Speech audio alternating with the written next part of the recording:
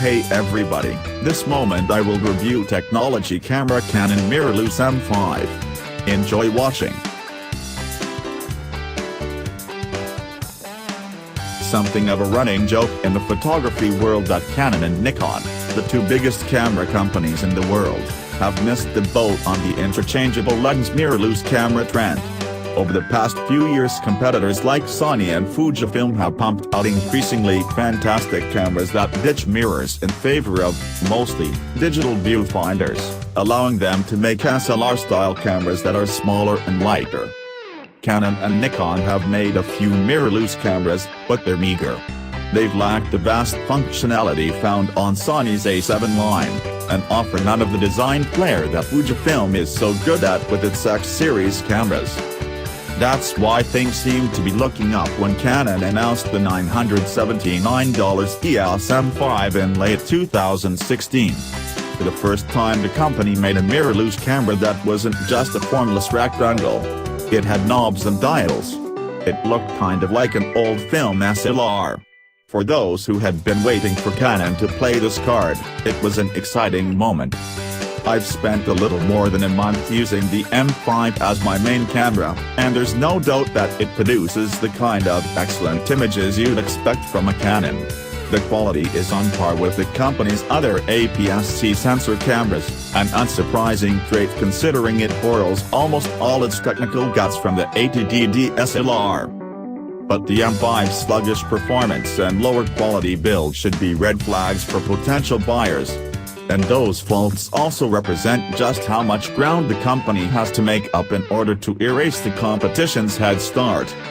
Mirrors have played an important role in photography for as long as cameras have been around. They take the light that a lens sees and reflects it up to the eyepiece, giving the photographer an accurate and immediate view of the scene in front of her. This is where the term SLR, or single lens reflex, comes from. That immediacy is so key to photographers that the mirror made the jump to digital cameras, too, hence DSLR. But this has started to change over the last few years, because electronic viewfinders, or EVFs, can give the user a live view from the image sensor. They've quickly become high resolution and high frame rate, making them decent substitutes for the real thing while offering digital information overlays that aren't possible otherwise.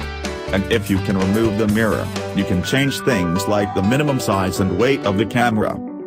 The M5's EVF is fine, the refresh rate is good enough that motion looks smooth and realistic, but the 2.36 million dot screen doesn't look quite as fantastic as the ones you find on Sony and Fujifilm cameras. This is one of the first times Canon has built an EVF into one of its cameras, and it shows. Users had to buy and attach external EVFs on most previous mirrorless cameras. The M5's small stature is remarkable, but it comes at a price. Another benefit of mirrorless cameras is size and weight reduction, and this certainly applies to the M5. It is about half the weight and size of the 80D, and yet the layout of the buttons and dials isn't so cramped that the camera is hard to use. I almost always accidentally hit buttons when shooting with the similarly small Fujifilm X-T10, but Canon got the compact placement just right. As someone who's literally spent years of his life lugging around Canon DSLR bodies, I appreciate the M5's small stature. But Canon clearly made compromises to make the M5 so compact. For one thing, the SD card slot is stuck behind the battery door, which means it's less accessible and gets blocked out right if you put the camera on a tripod.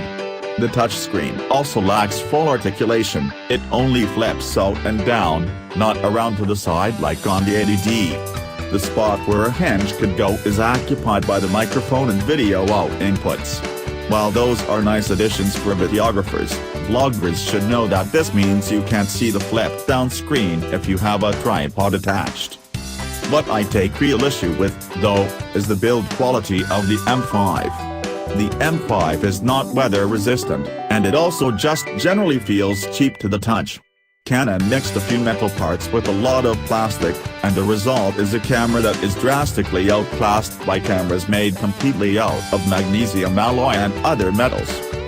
The M5's cheap build would almost be forgivable if it weren't for the fact that, when the shutter fires, the entire camera body rattles.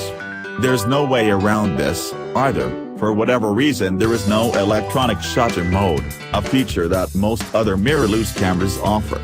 That means no silent shooting, and none of the special high-speed Matistat electronic shutters make possible on other cameras. It's a shame, because the M5 is so small and light that it should be a really inconspicuous camera. But it's only modest until you press the shutter button, because after that there's no mistaking that you're taking pictures. The M5 is like a loud friend that you have to make excuses for. In some situations, you'll be better off bringing someone else to the party. Canon's slow embrace of mirrorless cameras is also recognizable in how sluggish the M5 can be. It shoots relatively fast, 7 frames per second with continuous autofocus, and 9 without, but the EVF is slow to respond to the presence or absence of your eye. Image playback is also slow, which leads to a lot of mistaken button taping and waiting around. The M5 is full of frustration for people who like to pull back from a viewfinder a lot to review their images on the fly. A loud and sluggish camera is inexcusable in 2017. The M5's autofocus is fast enough for most situations, though it doesn't perform as well as it does on the 80D. The continuous autofocus, and the object tracking, can be easily fooled if an object is running directly toward you. Canon has included the option to drag your thumb across the touch screen to move the F point, which is a nice substitute for not having an F joystick. You can even customize the active area for this, a necessary but welcome option considering my nose kept moving the autofocus point at first, but it's not precise enough for fast-paced action. If you're using the M5 to shoot lots of motion or rapidly changing scenes, you're probably going to struggle. The M5 is not as fast as most photographers would expect their main camera to be, or as well built.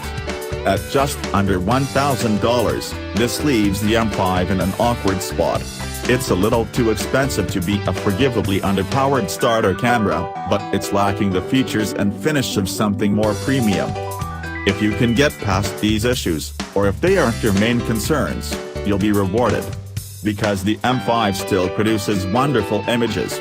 It handles low-light scenes with relative ease, though in-body optical image stabilization would be a welcome aid here, and produces usable images at ISO speeds of 6400, even a touch higher, depending on the scene. Canon has especially failed at building dedicated lenses for its scant lineup of mirrorless cameras. To date, there are just 7 of them, and the 15 to 45mm 3.56.3 kit lens I used was mostly underwhelming.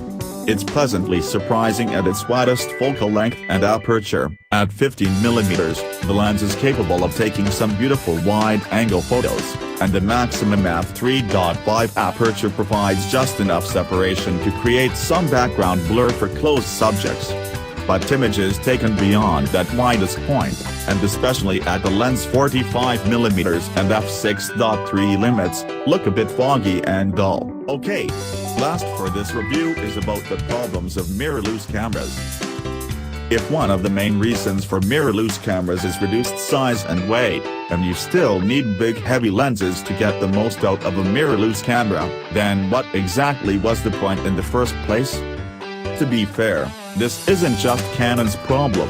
Sony users have been struggling with this question for a while now as the mirrorless A7 series has risen in popularity. But, with Canon, this conundrum further illuminates how badly the company needs to add to its mirrorless lens lineup.